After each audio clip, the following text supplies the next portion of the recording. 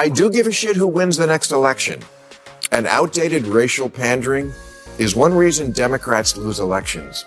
When Chuck Schumer and Nancy Pelosi put on kente cloth, I don't think it earned them one vote for their powerful emotional ties to Ghana. Here in California, we're now segregating kidnapping. Really, California doesn't just have Amber Alerts for missing children. We have Ebony Alerts for black children and Feather Alerts for Native American kids. What is that? We look for them by listening on the ground? People keep saying wokeness is dead, like it vanished after a few bad TikToks and cringe corporate ads. But it's still around, just limping instead of roaring. And if anyone refuses to let it slide, it's Bill Maher.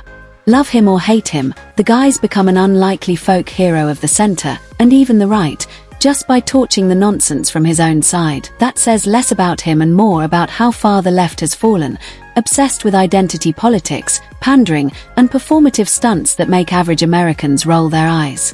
Remember when Chuck Schumer and Nancy Pelosi kneeled in Kent cloth? Did it win a single vote? Nope. Did it help African Americans in any real way? Doubtful.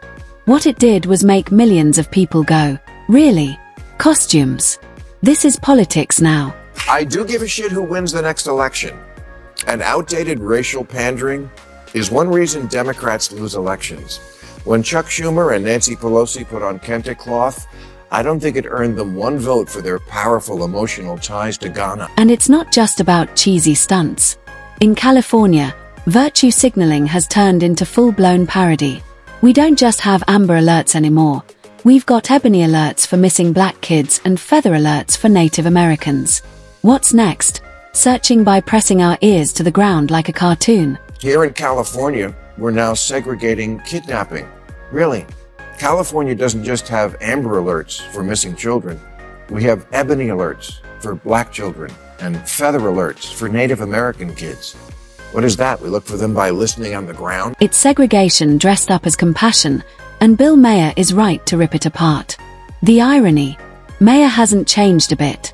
It's the left that's gone off the rails. It's not me who's changed. It's the left, who is now made up of a small contingent who've gone mental and a large contingent who refuse to call them out for it. But I will. That's why I'm a hero at Fox these days.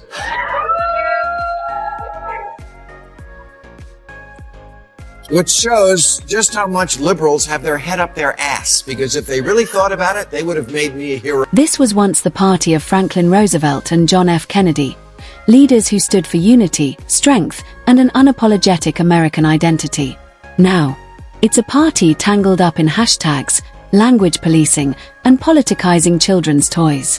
We've reached the point where even Mr. Potato Head can't be called Mr. without someone screaming oppression. Members of Congress tweeting things like cancel rent, cancel mortgage, and no more policing or incarceration, declaring that capitalism is slavery, canceling Lincoln and Dr. Seuss, teaching children they're oppressors and math is racist, making Mr. Potato Head gender neutral, and now an emoji for pregnant men. Real, I'm not making it up. That's not progress, it's parody. And regular Americans see it. They're not blind, they're not stupid. They notice when leaders argue over pronouns and emojis instead of fixing the economy, the border, or grocery prices.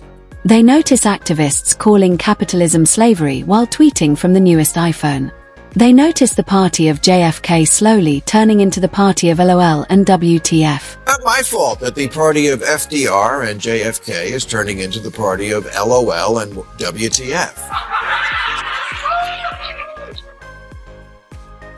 And because of it, Democrats are bleeding voters, especially the very groups they think they're pandering to. Even the Financial Times admits Democrats are losing people of color faster than anyone else. Why? Because Americans aren't as divided by race as the left pretends. Voters care about values, results, and beliefs, not skin color. Think about it. In the last decade, the multiracial population jumped over 270%. 1 in 5 newlyweds is in an interracial marriage. Approval of interracial marriage. Nearly universal. Watch a car commercial and you'd think every Subaru comes with a mixed-race couple. Even if you like identity politics, this kind of thing is antiquated. From 2010 to 2020, the number of people identifying as multiracial in America went up 276%. 1 in 5 newlyweds now are in an interracial marriage, and that number goes up to 100% in ads for Subaru.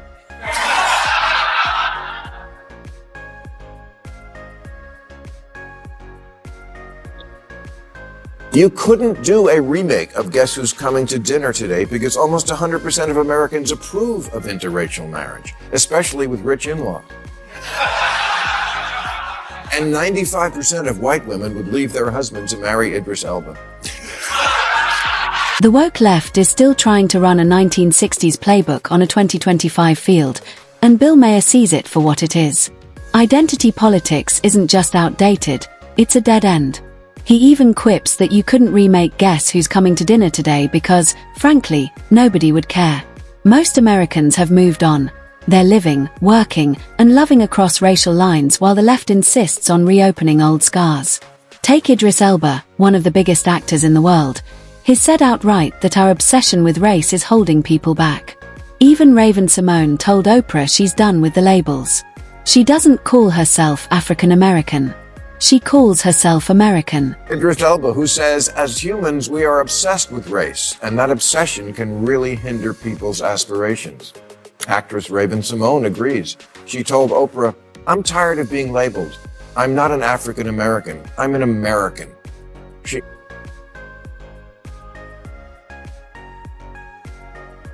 She says, I don't know what country in Africa I'm from. My roots are in Louisiana. And you don't have to agree with that. But it's a point of view a lot of people have. It should be respected. Morgan Freeman says the way to finish off racism is stop talking about it. I'm going to stop calling you a white man, and I'm going to ask you to stop calling me a black man. There's even a movement now to ban racial questions on the census, and many of its leaders are people of color, like Professor Sheena Mason, who says to undo racism, we have to undo our belief in race. Morgan Freeman, literally the voice of God, once said, the best way to end racism is to stop obsessing over it. And he's not alone. Beloved public figures have been pleading for years. Move past the obsession. The irony. Many of the people calling to drop racial boxes from the census are people of color themselves. That should tell you something, but the left won't hear it. Instead, they double down. Pregnant man emojis, canceling Dr. Seuss, redefining womanhood until men can supposedly get pregnant, breastfeed, and compete in women's sports. That's not equality. That's not compassion. That's ideological madness, gaslighting an entire country into pretending biology doesn't exist. And if you point it out, you're branded a bigot. Here's the reality. Hardly any Americans, Democrats included, actually believe men can have babies. But activists scream the loudest, politicians cave, and suddenly the movement feels like it's run by Twitter instead of reality. And the kicker? Identity politics isn't even working anymore. Just look at culture. Beyoncé has the #1 country song in America. Today's Democrats should move on from identity politics. It's not working.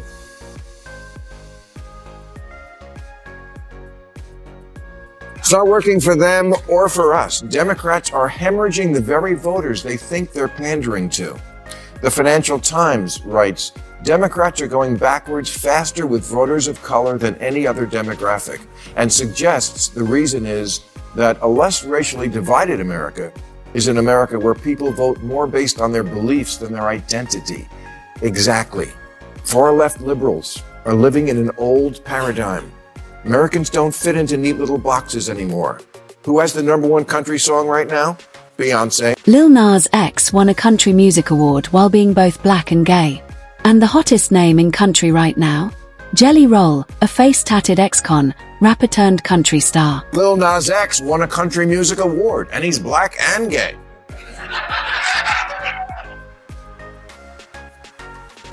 And a brand ambassador for the waspiest purse in America, Coach. The biggest news star in country is Jelly Roll, who was a drug dealer, then a prisoner, then a rapper, and then a face-tatted country music star. Not to mention a giant middle finger to the idea of staying in your own lane. No. In America now, you're allowed to be many things all at once, and that's a good thing, even when it's really stupid. Ms. Marvel is Pakistani. The new Spider-Man is black and Puerto Rican. The dunk contest champs are white.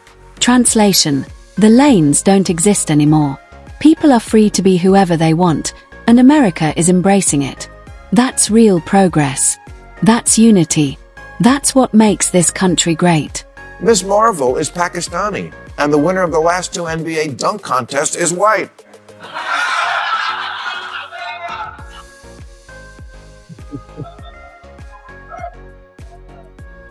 The new Captain America is black, and Spider-Man is black and Puerto Rican, just like AI George Washington. The new Captain America is black. Spider-Man is black and Puerto Rican. That's real representation, America evolving in real time. Meanwhile, Democrats keep dragging us backward. Instead of celebrating unity, they obsess over division. Instead of adapting to a changing America, they cling to tired talking points like fossils desperate to stay relevant. Donald Trump, love him or hate him, understood this better than anyone. He knew Americans were sick of identity politics. He didn't run on race, he ran on issues. He spoke to voters as citizens, not as demographic boxes. That's part of why he won so decisively in 2016. People wanted solutions, not lectures Democrats still haven't learned. Rather than recalibrate, they keep doubling down, thinking hashtags and slogans will save them. They won't. America has changed, and politics has to change with it. If not, the DNC risks extinction, left in the dust while the rest of the country moves forward. And maybe that's the point. America isn't perfect, but it's evolving. We're complicated, messy, contradictory, but we're free. 2/3 of Republicans back legal weed. 40% of Democrats own guns. Latinos make up half the Border Patrol. And Lenny Kravitz, the coolest black man alive, is still shredding American stages. Sloppy, complicated, and contradictory. 2/3 of Republican voters support weed legalization. And 41% of Democrats own or live with someone who owns a gun. Latinos make up half of the Border Patrol. And the name of the coolest black dude on the planet is Lenny Kravitz. That's America, not neat, not simple, not boxed into categories. Frida, here's the bottom line. The left's obsession with identity politics is political suicide. It doesn't reflect reality, it doesn't connect with voters, and it keeps handing victories to their opponents. If Democrats want to survive, they need to evolve, ditch the pandering, drop the hashtags, and focus on unity, freedom, and real solutions. Otherwise, their future isn't shaky. It's over. So what do you think? Is Bill Maher right? Has the left gone off the deep end? Or does identity politics still have a place in modern America? Drop your thoughts in the comments, and don't forget to like, subscribe, and hit that bell so you don't miss the next fiery episode. Because the truth is simple, America doesn't need more woke theater. It needs leaders with common sense, courage, and the guts to say what everyone's thinking.